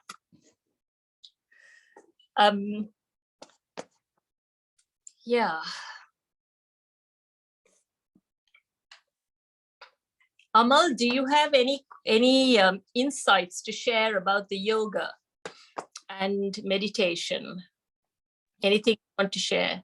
Well, about the meditation, I would encourage like the first timers to sit a time to start with, even if just for 2 minutes at the beginning. Just start with short times and then gradually increase the timing, so you can notice how your body feels. And meditation can be in different ways. As you mentioned, it's not necessarily that they have to sit on the ground, on the floor. If it feels comfortable, they can always sit on a chair. They can listen to mantras, they can listen to music, they can listen to guided meditation.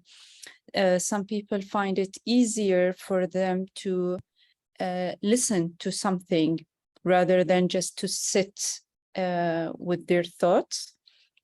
And it is, as you said, it's never fighting the thoughts. It's not that we're trying to empty the mind. I mean, this is not human. The part of us being human is thinking. Our mind is always working.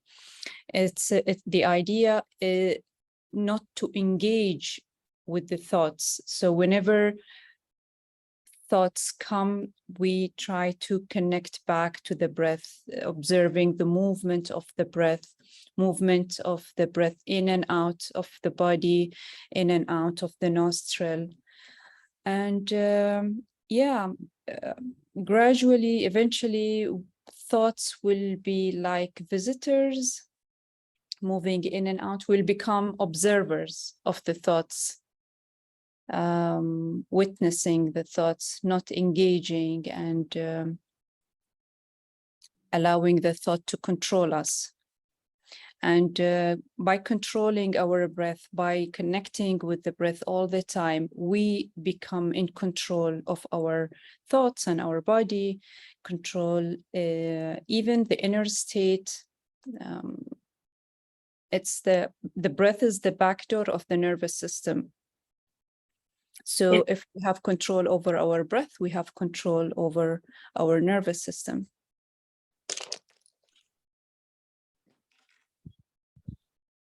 Yeah. Sorry, this thing is taking forever and a day. How important is it for the feet to be in touch with the floor? For me, it's nice to be grounded, but if you can't, it doesn't matter. It does feel, I find it kind of helps me, but be with what feels comfortable for you.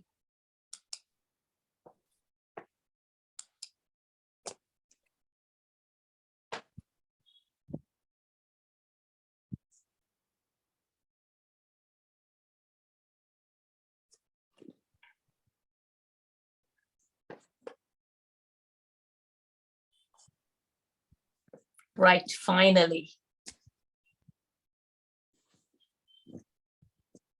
Let me put this back.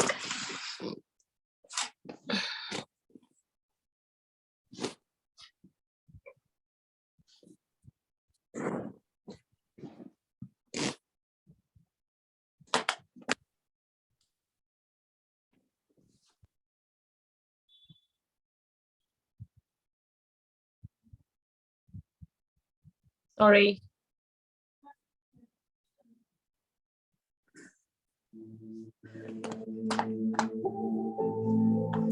Can you all hear this music?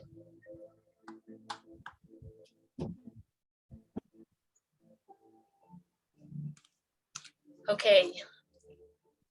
And can you hear me? So coming into a comfortable sitting position. Your feet flat on the floor, not crossed. Hands on your lap or on the tops of your thighs. Eyes closed if that feels comfortable. If not, fixing your gaze about 4 to 5 feet in front of you on the floor.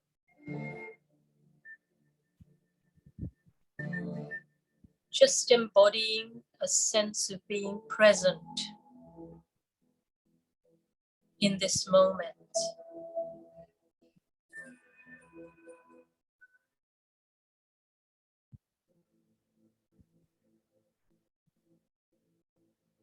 And when you're ready, drawing your attention to where the body makes contact with the floor or whatever it is you are sitting on. The soles of your feet, the backs of your thighs,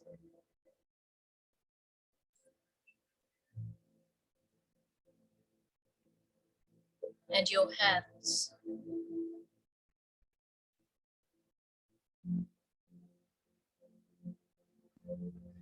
And when you're ready, letting go of the body and drawing your focus to the changing physical sensations of the breath as it moves into the abdomen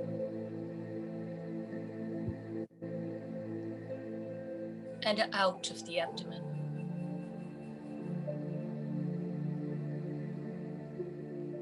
The gentle stretching as the breath moves in.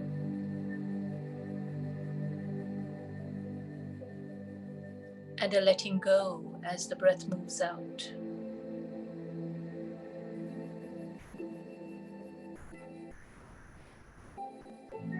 Not trying to change the breath in any way. Just allowing the body to breathe itself.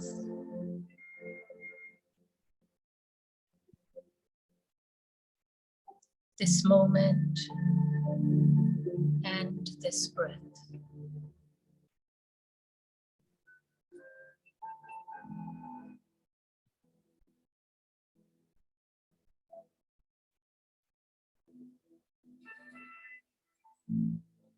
You may want to focus your attention to where the breath moves in through the nostrils or the back of the throat or the movement of the lower ribs. Just staying with whatever feels right for you.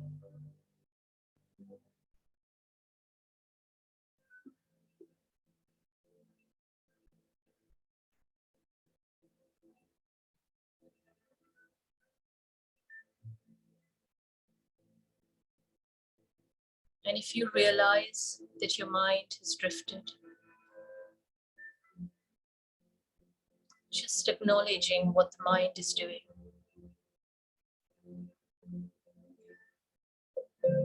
And drawing your attention back to the breath.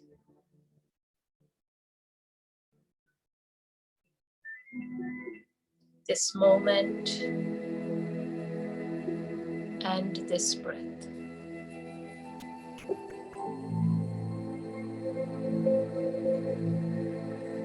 This moment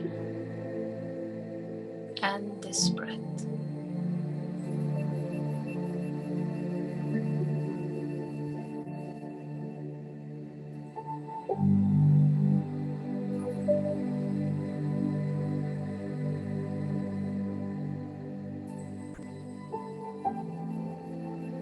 And when you're ready,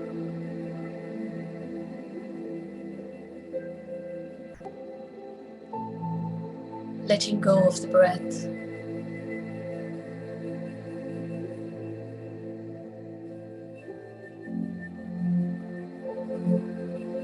And you see yourself walking on a beach.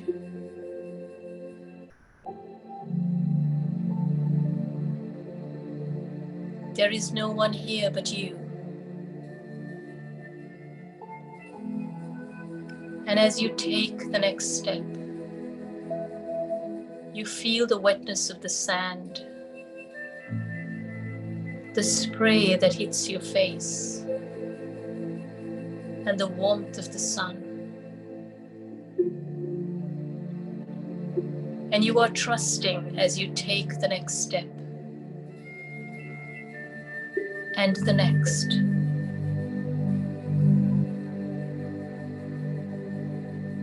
And you feel you are exactly where you are meant to be.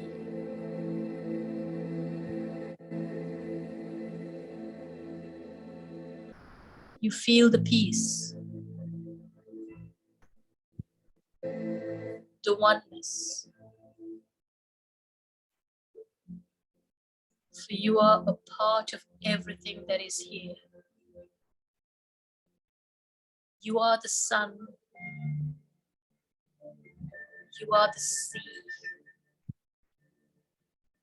You are the sand beneath your feet.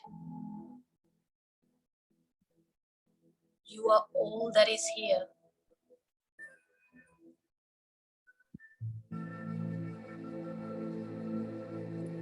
For you are connected. You are connected to all life.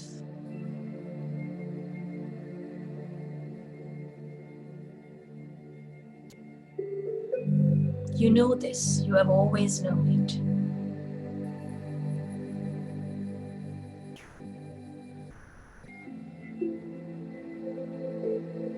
Your oneness will guide you.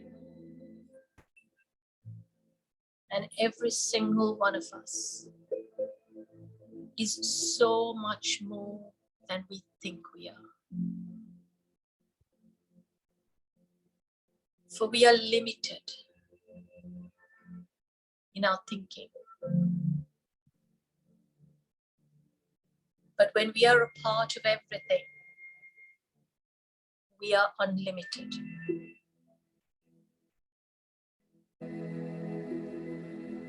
We can be anything we want to be.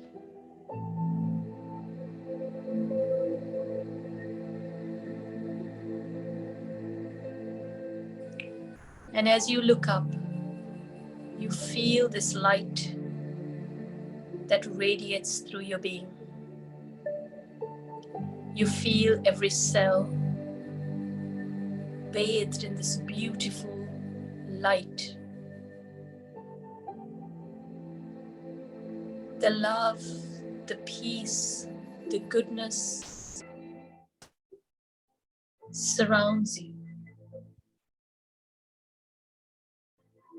With it,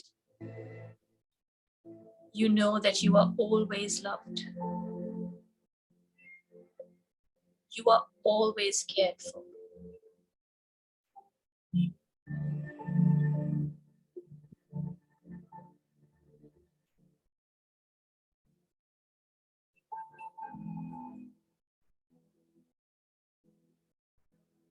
Feel the beauty of this moment. The sea, the sun, the light. For beauty is what this life is all about. Love is what this life is all about. That is who we are. That is who we have always been.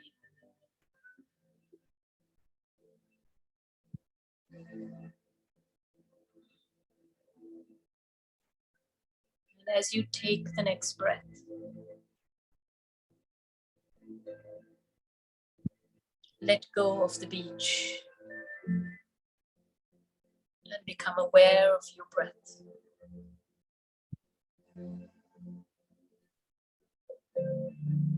This moment and this breath.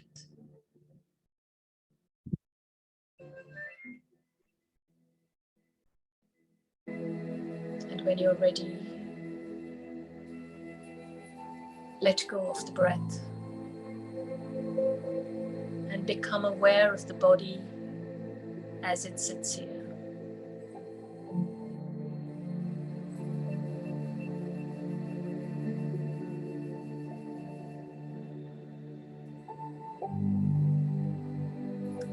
And when you're ready, gently moving your fingers and toes and opening your eyes.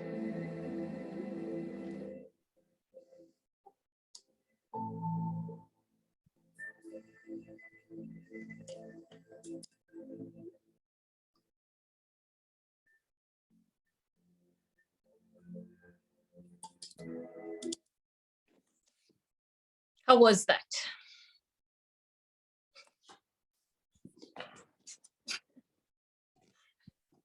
Transported. Sorry. Great. I forgot to acknowledge, Amal, you were talking about the light during our Shavasana today. Remember the ball of light you spoke of? For the Yes, guided meditation as well, which I healing forgot to energy, acknowledge. the divine energy. Yes.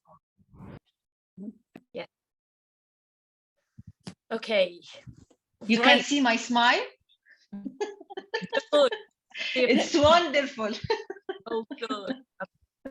I'm so glad. Oh, good. Lots of comments coming up. I wanted to do this at the beginning, but then I wanted to do it after I spoke about the autonomic nervous system, but I got caught up in everything and forgot. But yeah, so I don't want to give you too much of information. There's a whole lot else that I can, but I don't want to spoil it.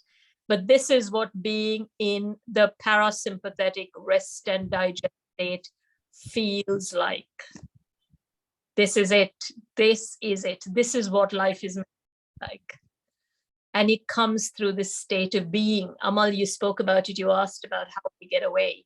It is about the more you feel this state, the more your body then aligns to this state. It becomes who you are. It becomes what you know. And the state of rushing around and doing becomes something that is not your default, that is no longer your default. But any questions? You're Yeah, thank you leaving so us much. It was lovely. satiated and so much at peace, Deschu. Really, what a wonderful evening. Thank you. Oh, you're very, very, very welcome. Thank you so much. It was lovely. I enjoyed it so much. Thank you. Thank you. And thank you for the privilege of inviting me, Shireen. Yeah, it's been very different to any of the other talks I have given. Welcome. Thank you. Thank you so much. Thank you. Thank you. Thank you. And everyone have a lovely evening till You we meet next month. For Rekha, another would you very mind interesting reading your WhatsApp message, please, Rekha? Sorry? Please read your WhatsApp message. I sent you something That before is we my conclude. WhatsApp. Okay. Sorry. Thank you. Oh yeah. So that's what I did, Shireen. I thanked her so much from the bottom of my heart, and I'm sure everyone agrees with me that what a wonderful session we had. Totally. Thank you, and we would like to have you again and to expand on this from here, to the next level, literally. So we will see you all next month with Neelu's session, which is kind of complementary to this and going to be very, very interesting. She's an animal whisperer. Yes, I know. Wow. Amazing. She's a communicator. And we've garnered Razan from Jordan, Amal, who's from Bahrain. I mean, we're all from Bahrain. We have Shanis from Sri Lanka. Yes, Mihri and Shanis. My daughter lives in Jordan. So if you have anyone, Shireen, you have my email address. Please share it. I Don't will. ask me any questions. I just followed you on LinkedIn, Dr. Deschu. Okay. I have to read your story now again. I'll follow you back. Okay, thank you so Shall much. I stop recording, Shireen? Yeah, you can. I just want to mention that Deschu and I have a long history behind us. We were in the same school. So we were school children. We went in the same school bus. And I bumped into her in the nephrology ward at a hospital in 2001. And since then, I mean, that's how I kind of stayed. She was younger than me in school, but it was that link with the nephrologist that I kept connecting with you, Deshu. Remember 2001 when you were doing your rounds with Dr. Chula? Profound. Thank you. Thank you, everyone.